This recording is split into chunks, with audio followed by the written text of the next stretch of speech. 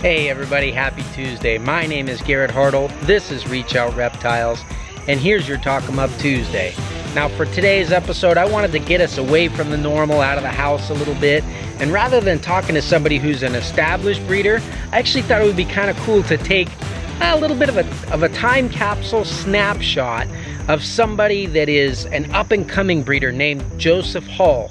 I have a lot of faith in this guy, but what's cool about his unique situation is, up until this point, all he's been doing is planning and collecting and piecing together a dwarf and superdwarf reticulated python breeding colony, and he's just at the point right now where he's getting his first breeding activity.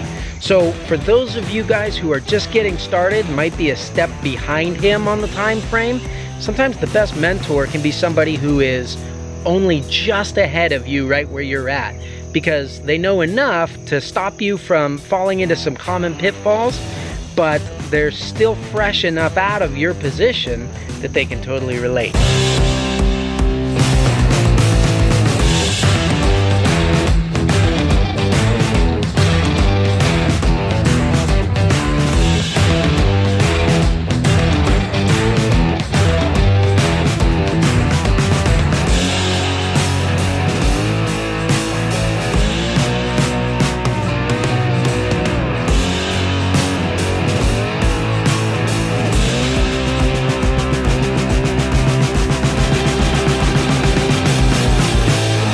Why don't you tell us a little bit just about yourself? Like, how did you get into this? Because you haven't been into reptiles your whole life. No, I haven't.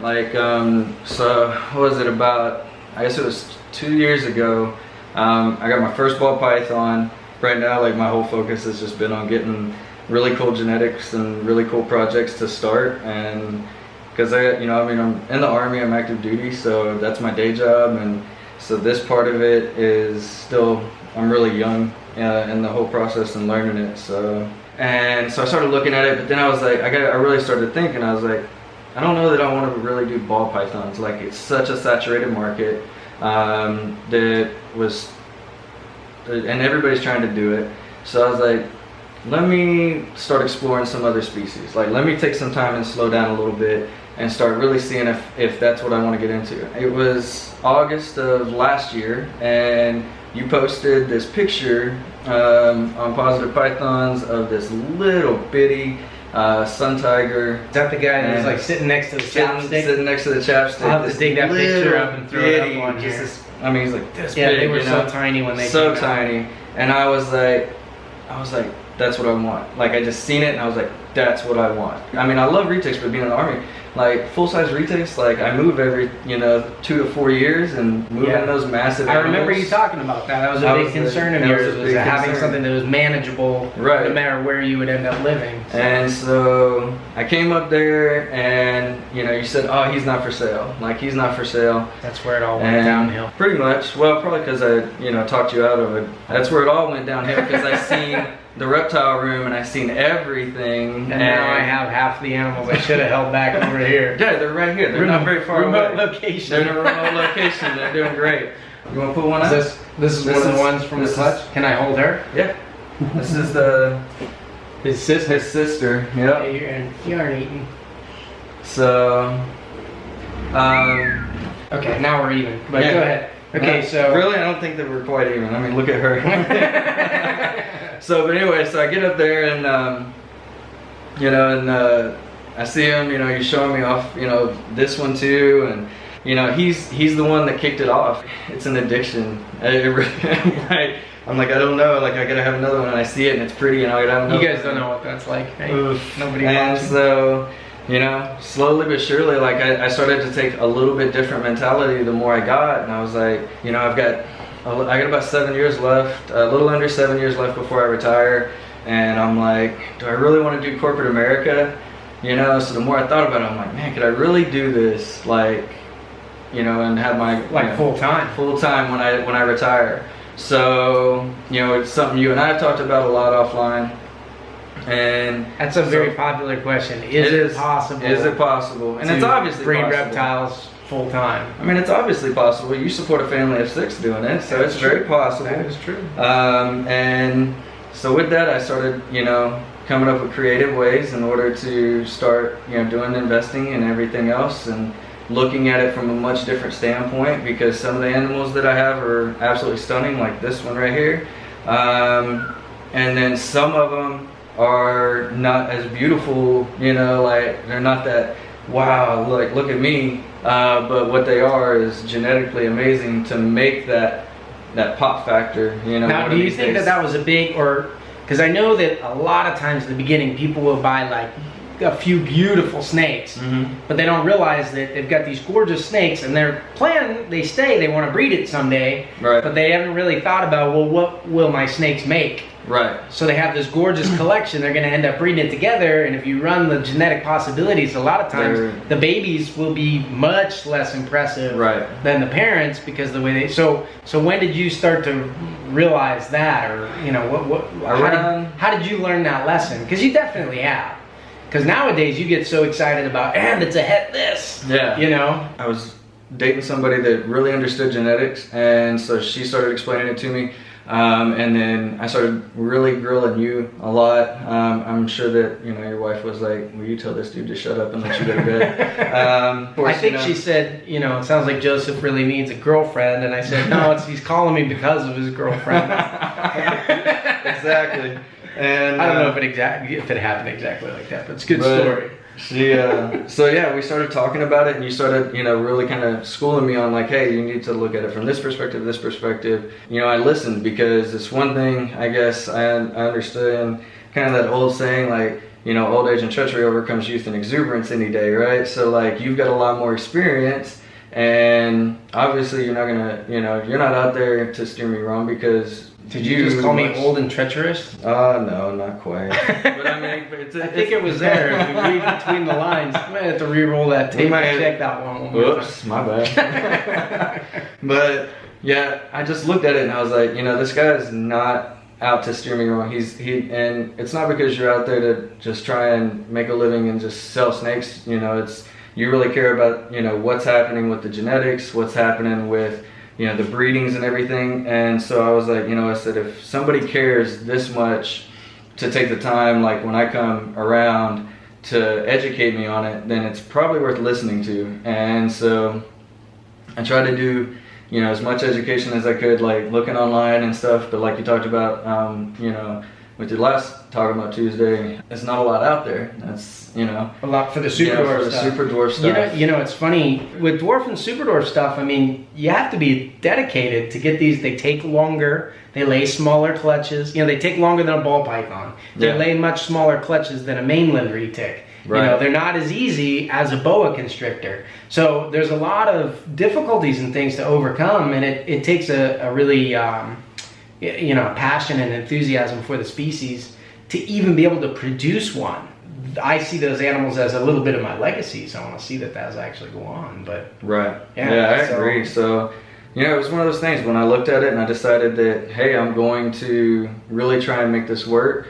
And I started to talk with other people, like my dad has owned businesses, my cousins, and so I started to talk to them about the business aspect, not necessarily the snake side of it, but like, what do I need to start looking at? There's just some people that I've seen that are just natural at it, or it seems like they're natural at it, but it just happens, it works. Like my little brother Jared, he's like that. I mean, that dude is an entrepreneur and he makes stuff happen. And I'm just like, how'd you do that? And like, he's like, I know the guy. And like, it becomes one of the deals, like for me, being very fortunate that I ran into you and your wealth of knowledge and that you share and stuff, and it becomes kind of also not so much who you know, but who knows you, and stuff that's part of this industry. I think because as well, I've got some stuff that can make some amazing things. Without that background of knowing, hey, this is the line. I can trace it back all the way. To prove out like this is what I'm producing, which is really important for either whether it's dwarf and superdwarf or recessive bloodlines, hats, especially with like percentages and the superdwarf and the dwarf bloodlines and stuff too. So I just take everything and I soak it up, and then I sit here and I reflect and do like kind of what we call an AAR, an after action review on every one of our conversations on my 2-hour drive home. So, and I'm like, what did I miss, you know? And then I start writing stuff down. And while you're driving home? Well, no, not while I'm driving home. I do voice notes on my iPhone. I just did that drive. It was rainy and treacherous. Yeah, well, to hear good thing I'm today, an old treacherous guy. Yeah, there you go. Worked out all right. It's amazing how much that one just shed out while we were talking. It looks so different now. Oh, doesn't it? Yeah, it's a completely different animal. So now that you've been doing this for a year, right? What would you offer to those of us from wisdom just on the other side of the coin? What do you think were the things you were most grateful happened the way they did? And what are the things that you definitely wish you could go back and, knowing what you know now, would have changed? So starting out, like, you did that video not too long back where, you know, you laid out like kind of on your free tip Friday, like this is how to do it, like in steps, you know. And I kind of completely missed the first step and jumped way deep into the second one. Oh, are you talking about how not to lose your shirt? How not to lose my shirt. Yeah, you guys can watch the video. Which, you know, I apparently lost, but I gained this shirt. I gave you a new shirt. He gave me a new shirt. You know, I mean, I definitely would think that you got to control like that overzealous urge to just get everything at once. I kind of did, and luckily it worked out very well for the most part as far as what I have and how everything is going to pair together. Because one thing I will say I did do, and you helped me to do, was to stay focused with bringing in to make sure my recessive genes would all work together. And at some point you got to look at it and say, dang, like now I have to stop with the fun stuff of buying, you know, pretty things like this and that, and I've got to figure out, you know, and budget in where's food. Where is caging gonna happen? I got $500. I could buy a new snake. I could probably buy $500 worth of rodents. Worth of rodents. Yeah, that happened not too long ago. Yeah. Between rats and a new freezer, you know, $900 later. Yeah. You got some feeders. I've got some feeders for, you know, a month or two. Well, I don't have as many big ones as you. For you, a month or two. For me, they'll probably last just a little bit longer. But that's good. Like anything else, look towards the future and start to plan that out. You know, how long does a retic live? It's 30 years, you know? Yeah. I mean, in captivity and perfect things, you know, anywhere from 20 to 30 years. I mean, that's the other side of it. This is a commitment to these animals.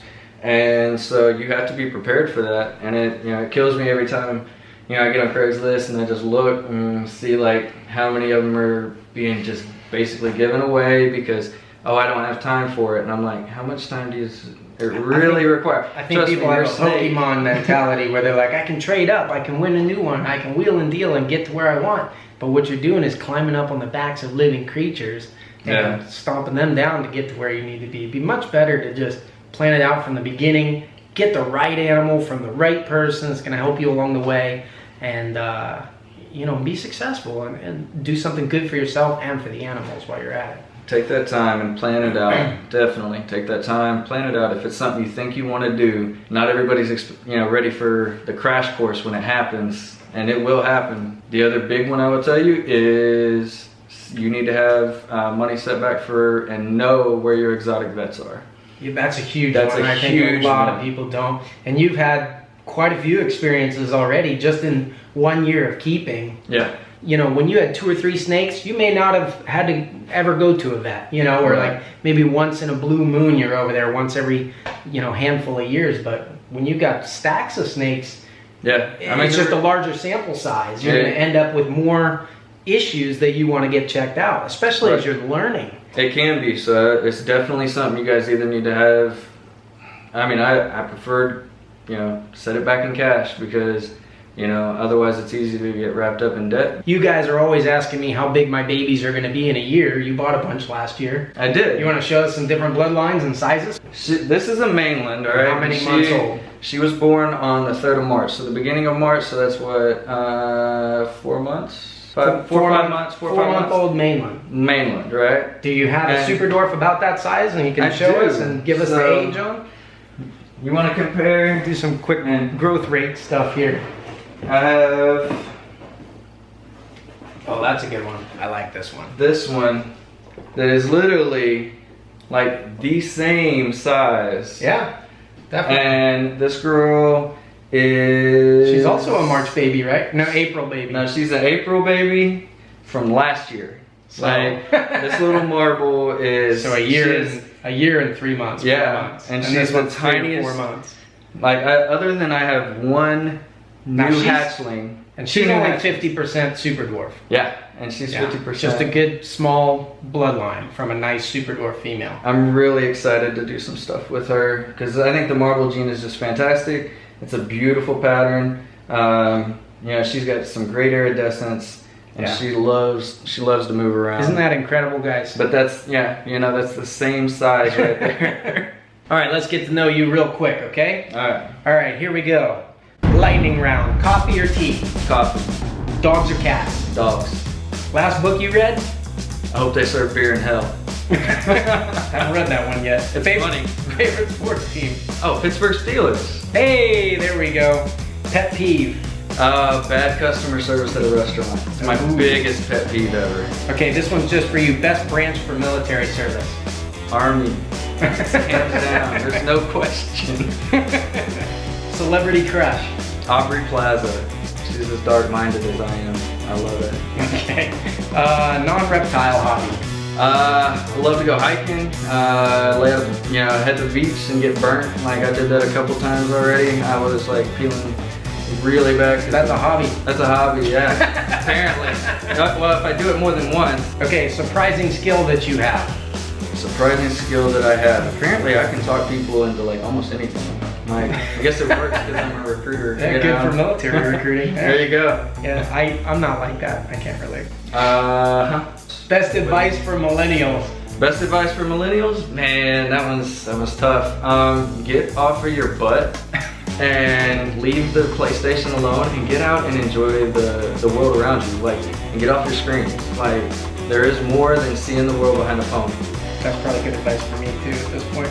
It's hard when we're in a business like this. Yeah. Favorite music album? Because it plays every day. It's my classic rock Pandora station.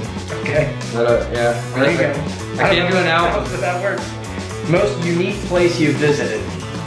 So there's a little place about an hour and 45 minutes from here called Davis, West Virginia. And it is this cool little town. It's on the edge of like this national forest, so there's great hiking and everything else, but it has a lot of cool, like this one strip, and you start at one end and it's got all these cool stores and art, and I'm big into art and antiques and stuff because I like seeing stuff that was made that was quality. But then you get to the end and they have this place called the Purple Fiddle, and the food is excellent, the beer is excellent. Purple Fiddle. The Purple Fiddle. Oh, Fiddle. Fiddle.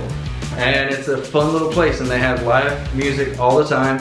And it was really entertaining. They had some amazing food, and it was an awesome place to visit. It was like out in the middle of nowhere, West Virginia, and you just run into this really unique little town.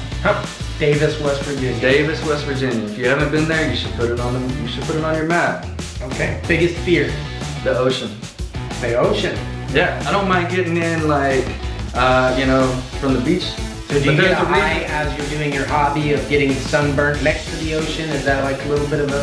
No, that's just a reason I didn't join the Navy. I mean, like, I have no desire to be out on a ship, like, in no land. Doesn't do it. It's just a respect thing. Like, but you'll jump out of a plane? Oh, I'll jump out of a plane all day long. I got like 30 jumps out of 6 different aircraft. It's amazing. To each his own. What would you do if I handed you $50,000 right now? $50,000. What would you do with the money? I mean, what would I do? Squeal like a little girl? Or yeah, for real. I'd just, probably $50,000. I'd turn around and, you know, pay off everything you see right here. And then take whatever was left and buy new Cajun. Okay, and what is your biggest unachieved life goal? I would probably say I need to buckle down and finish my master's degree because I have got to be a good example for my kids. And I don't like to leave anything unfinished. So that would probably be it. I'm halfway through it. I've taken a little bit of a break because we've had some stuff going on and everything, you know, between work and family. But it's time to get down and buckle down because even if I do this, you know, and breed these things, it's still, I can't leave it unachieved. Got it. Very cool. Well, hey, thank you so much for having us over and we're trying to like Superdwarf handshake. Thanks. I appreciate it. Well, I hope you guys had as much fun over there at Joseph's as I did. If you want to follow his progress on stuff, make sure that you look him up, Joseph Hall, on Facebook, and you'll be able to see a lot of eye candy just with his cool collection and all the happenings and goings on there. You guys have a great week, and we will see you right back here on Friday. Take care.